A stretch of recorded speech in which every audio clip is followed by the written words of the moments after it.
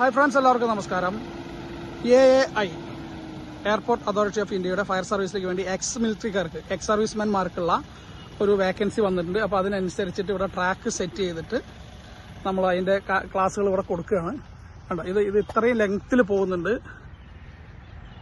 അവിടെ പോയി റൗണ്ട് അബൌട്ടിൽ കൂടെ തിരിഞ്ഞ് വണ്ടി ഇങ്ങോട്ട് വരണം.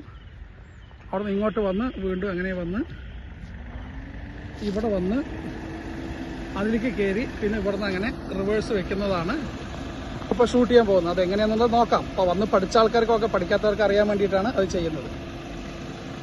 വണ്ടി ഇവിടുന്ന് സ്റ്റാർട്ട് ചെയ്യണം.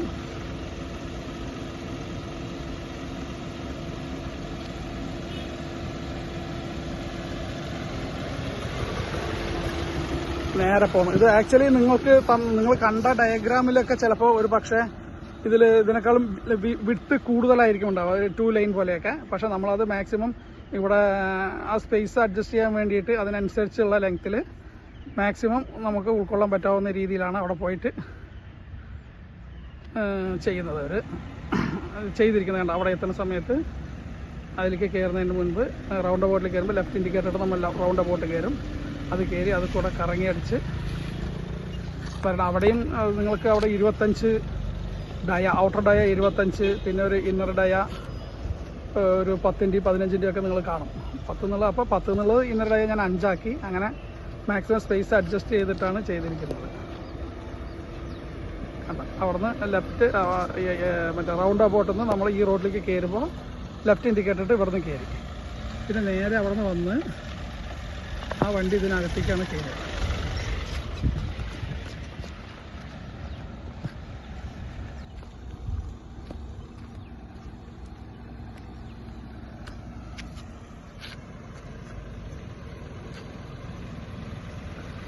ഇൻഡിക്കേറ്റർ ഇട്ട്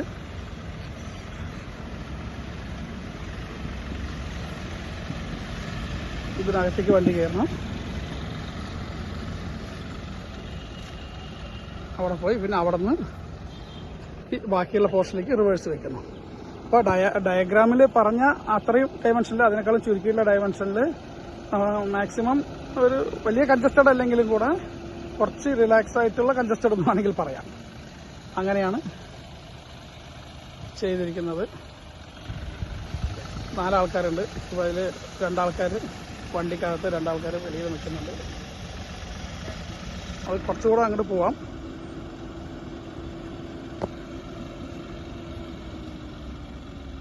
അത് അവിടെ ഡോറും കാര്യങ്ങളും അവിടെ ബിൽഡിങ്ങൊക്കെ ഉള്ളത് കൊണ്ട് ഒരുപാട് പോകരുത് എന്നുള്ള ഒരു നിർദ്ദേശം കൊടുത്തുകൊണ്ടാണ് അവരത് ഒന്ന് കെയർ ചെയ്തിട്ട് ചെയ്യുന്നത്.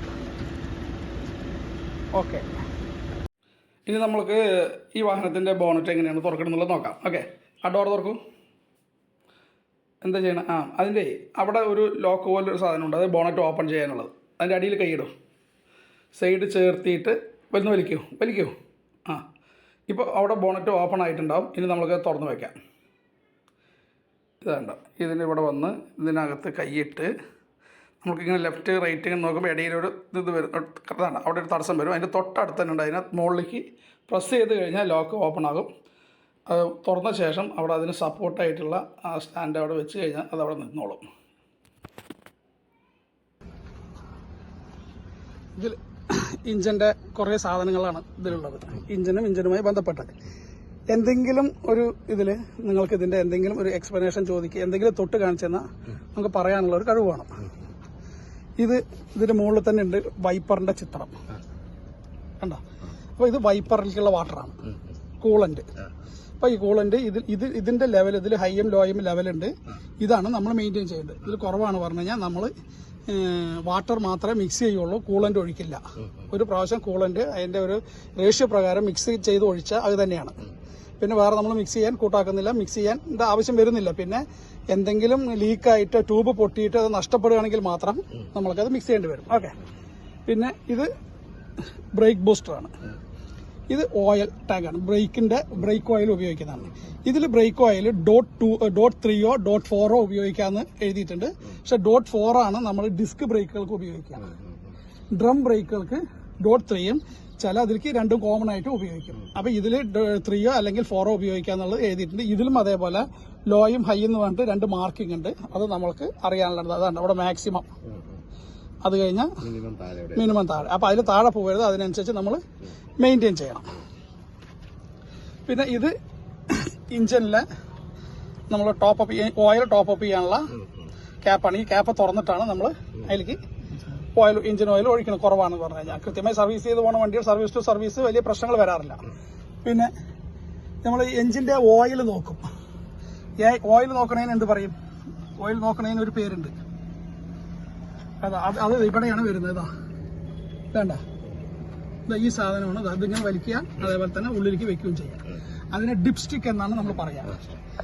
അത് ഓയിൽ നോക്കുന്ന ആ ഗേജിന് പറയുന്നത് ഡിപ്സ്റ്റിക് എന്നാണ്. ഡിപ്സ്റ്റിക്കിലും ലോയും ഹൈയും എഴുതിയിട്ട് മാർക്ക് ചെയ്തിട്ടുണ്ട്, അതിനനുസരിച്ച് തന്നെ ചെയ്യാം. ഇത് ബാറ്ററി. ഓക്കെ, പിന്നെ ഇതിലൊക്കെ എഴുതിയിട്ടുണ്ട്. ഇതൊന്ന് വായിച്ചു നോക്കാം, പറയാം. ഇത് വായിക്കുന്നത് എന്താണ്? Power steering fluid. Power steering ഓയിലാണ് നമ്മൾ അതിൽ ഫില്ല് ചെയ്യുന്നത്. അതും ഇതേപോലെ തന്നെ മാക്സിമം മിനിമം എന്ന് പറഞ്ഞിട്ടുള്ള 2 മാർക്കിങ് അതിൽ എഴുതിയിട്ടുണ്ട്. പിന്നെ ഈ ബാറ്ററിയെ കുറിച്ച് പറയുകയാണെങ്കിൽ, ബാറ്ററി ഇതിൽ 12 വോൾട്ടിൻ്റെ ബാറ്ററിയാണുള്ളത്. ഒരു ബാറ്ററിയിൽ ഇപ്പോൾ ഈ 12 വോൾട്ടിൻ്റെ ബാറ്ററിയിൽ 6 സെല്ലാണുള്ളത്. 6 സെല്ലെന്ന് പറയുമ്പോൾ ഒരു സെല്ലിന് 2 വോൾട്ട്. അങ്ങനെ ഒരു സെല്ലിന് 2 വോൾട്ട് പ്രകാരം 6 × 2 അങ്ങനെയാണ് 12 വോൾട്ട് വരുന്നത്. ഇത് എപ്പോഴും നമ്മൾ മനസ്സിലാക്കേണ്ടതാണ്. ഒരു 12 വോൾട്ട് ബാറ്ററിയിൽ എത്ര സെല്ലുണ്ട്? 6 സെല്ല്.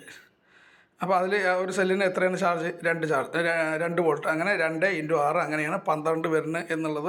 പിന്നെ അതേപോലെ ഈ ബാറ്ററിയുടെ ബോഡി നിർമ്മിച്ചിരിക്കുന്നത് ബാക്ക് ലൈറ്റ് എന്ന് പറഞ്ഞിട്ടുള്ള ഒരു മെറ്റീരിയൽ കൊണ്ടാണ്. ഇതും ഓർമ്മ വയ്ക്കുക, മറക്കരുത്. എവിടെയെങ്കിലും ചോദിച്ചു കഴിഞ്ഞാൽ നിങ്ങൾക്ക് ഉപകാരപ്പെടും.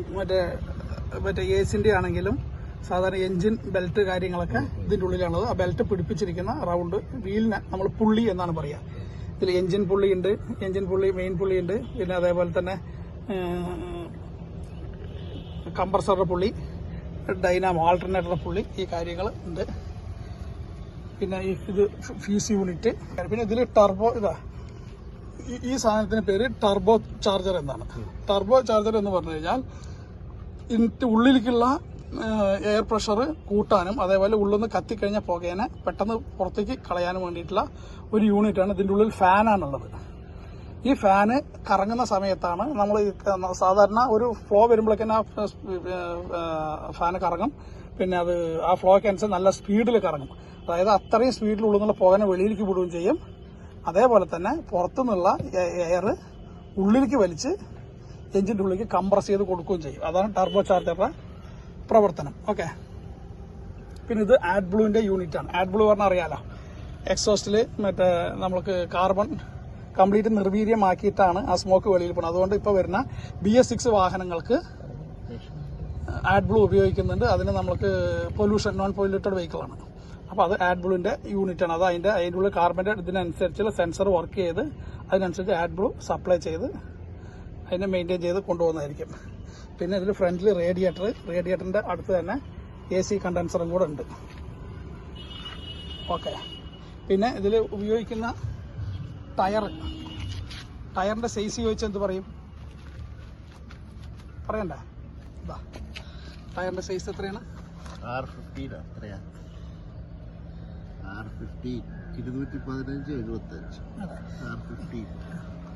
അതിൽ ചെളിയൊക്കെ ആയതുകൊണ്ട് കൃത്യം കറക്റ്റായിട്ട് അറിയുന്നില്ല. അപ്പുറത്തെ വീല് നോക്കാം.